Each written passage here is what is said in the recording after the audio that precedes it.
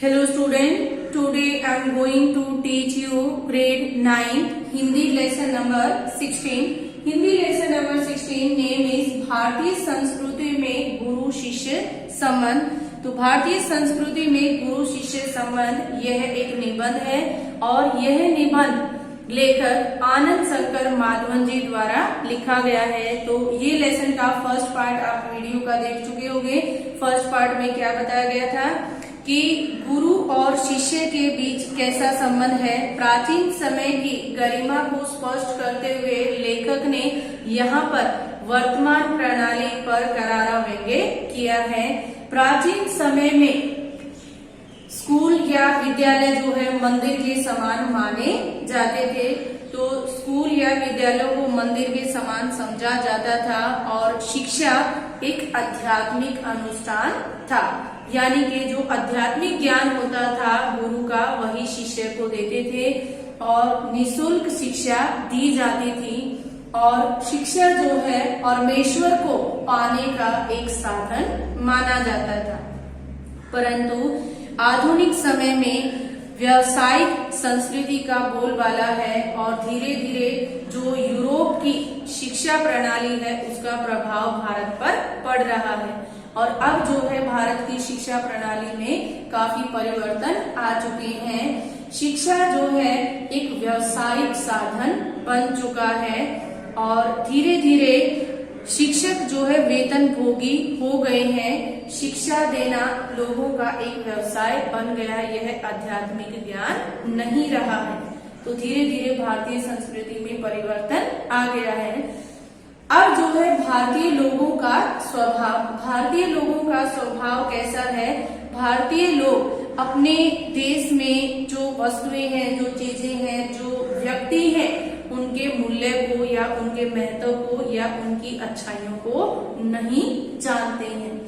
विवेकानंद को जब अमेरिका में बुलाया गया था उसके बाद ही भारतीयों ने उनका सम्मान करना शुरू किया था। अब जो है रविंद्रनाथ ठाकुर को नोबेल पुरस्कार मिलने के बाद ही बंगाली लोग जो है उनका सम्मान करने लगे थे।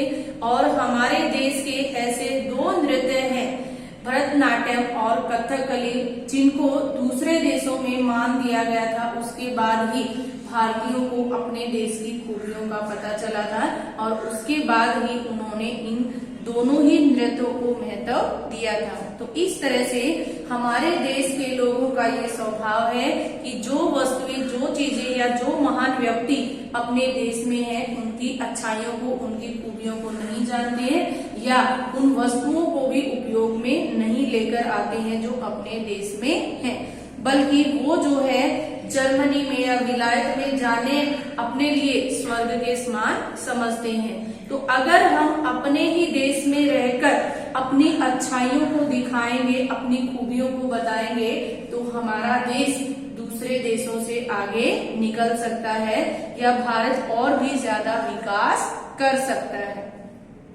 अब यहाँ पर एक एग्जाम्पल है कि एक बार एक गुरु और शिष्य के बारे में बताया गया है कि एक भारतीय पहलवान थे जो गामा नाम था उनका, एक भारतीय पहलवान थे गामा, और वो मुंबई में कुश्ती करने के लिए गए थे। वहां जाने के बाद उन्होंने कुश्ती में जो दूसरे देशों के पहलवान थे उनको भी चैलेंज किया था। तो वहां पर एक पारसी पत्रकार आए और उन्होंने गामा से क्या कहा, उन्होंने गामा से कहा कि क्या आप सभी को हरा सकते हो कुश्ती में, जितने भी पहलवान यहाँ पर आए होंगे।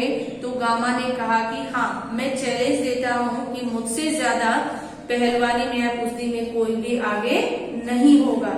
अब जो है पत्रकार ने कहा कि मैं जो है आपको तभी सबसे अच्छा कुश्तीबाज मानूंगा यदि आप अपने ही शिष्य को कुश्ती में हरा दोगे। तब जो है गामा ने उन्हें बताया, समझाया कि हम भारतीयों की परंपरा ये नहीं है या आपको हम भारतीयों की परंपरा के बारे में नहीं पता है। क्यों? क्योंकि मैं हारूं या मेरा शिष्य हारे तो बात एक ही है, परंतु कोई भी गुरु अपने शिष्य को हराना नहीं चाहेगा। वह सोचता है कि कोई भी गुरु यह चाहेगा कि मेरा शिष्य मुझसे भी ज्यादा श्रेष्ठ बने, मुझसे भी ज्यादा अच्छा करें, तो इसलिए आपको शायद यह नहीं पता है हम भारतीयों की जो अच्छाइयां हैं। तो इस तरह से गामा ने पत्रकार को यह उत्तर दिया।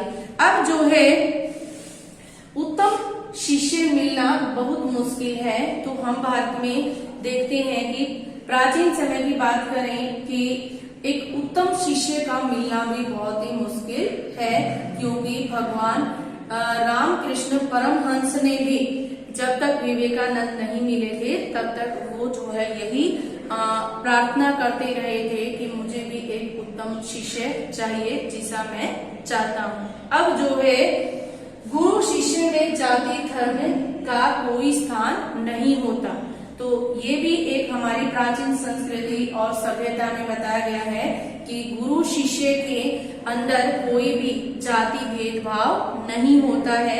ऐसे बहुत सारे संगीतकार हैं या बहुत सारे पहलवान हैं जिनके हिंदुओं के मुसलमान शिष्य रहे हैं और मुसलमानों के हिंदू शिष्य रहे हैं। अगर हम जात पात को देखने जाएंगे तो कभी भी हमारा देश आगे नहीं बढ़ सकता है। अगर हम देखते हैं कि किसी भी इंसान के अंदर कोई भी खूबियां है या कोई भी गुरु अगर एक ऐसा उत्तम शिष्य पा लेता है कि जो आगे जाके नाम कमाएगा या आगे जाके हमारे देश को और भी विकासशील करेगा, तो वो कभी भी जाति का भेदभाव नहीं देखता है। वो हमेशा उसके अंदर जो अच्छाइयां हैं उनको ढूंढने की कोशिश करता है और उन्हीं को तराशने की कोशिश करता है। तो कोई भी गुरु शिष्य के बीच में जाति का कोई भेदभाव नहीं होता है। सेवा लेने नहीं देने की वस्तु होती है। और एक और चीज बताई गई है कि आजकल के जो शिक्षक होते हैं वो बड़ी चतुराई से काम करते हैं। वो यही चाहते हैं कि हम जो है अपने शिष्यों से सेवा लेंगे या हमें उनसे सेवा लेनी चाहिए, परंतु आधुनिक जो शिक्षा प्रणाली है वो काफी गलत साबित की गई या उस पर लेखक ने करारा व्यंग्य किया है। प्राचीन शिक्षा प्रणाली में ऐसा नहीं था। सेवा लेने की चीज नहीं है, वह देने की चीज है। हमें ऐसे लोगों को सेवा देनी चाहिए जो बच्चे होते हैं, जो असहाय लोग होते हैं, जो वृद्ध होते हैं। तो ऐसे लोगों को हमें सेवा देनी चाहिए, न कि हमें किसी से सेवा लेनी चाहिए। तो इस तरह से लेखक ने भारतीय संस्कृति में गुरु शिष्य संबंध पर हमारे भारत की प्राचीन संस्कृति की गरिमा को स्पष्ट करते हुए उस पर करारा व्यंग्य किया है। तो उनका मानना क्या है कि प्राचीन समय में विद्यालयों को मंदिर के समान माना जाता था। प्राचीन समय में शिक्षा जो है एक आध्यात्मिक अनुष्ठान था और शिक्षा परमेश्वर को पाने का एक साधन माना जाता था। परंतु आधुनिक समय में क्या परिवर्तन हुआ है? आधुनिक समय में शिक्षा को एक व्यावसायिक माध्यम बना दिया गया है और शिक्षक जो है उस वेतन भोगी हो गए हैं। वो आध्यात्मिक ज्ञान बच्चों को नहीं दे रहे हैं और यह पेट पालने का एक साधन बन चुका है। अगर धीरे धीरे इस तरह से यह प्रणाली चलती रही या आधुनिक समय में जैसा हो रहा है वैसा चलता रहा, तो हमारी जो प्राचीन सभ्यता, जो प्राचीन संस्कृति है, तो धीरे धीरे फीकी पड़ती चली जाएगी और प्रभावहीन होती चली जाएगी और हमारा देश उन्नति करने की बजाय अधोगति की ओर चला जाएगा। क्योंकि भारत को ऋषि मुनियों का देश कहा जाता है और भारतीयों को आर्यों की संतान कहा जाता है। तो अपने देश की अच्छाइयों को बचाए रखने के लिए हमें वही सब कार्य करने हैं जो हमारे देश के महान लोगों ने, महान व्यक्तियों ने किए थे। यदि कोई व्यक्ति गांधी बनना चाहेगा तो वह गांधी के सिद्धांतों पर चलना चाहेगा। यदि कोई व्यक्ति विवेकानंद बनना चाहेगा तो वह विवेकानंद के बताए हुए जो उनके सुविचार हैं, अच्छे विचार हैं या उनके जो सिद्धांत हैं उनके ऊपर चलने की कोशिश करेगा।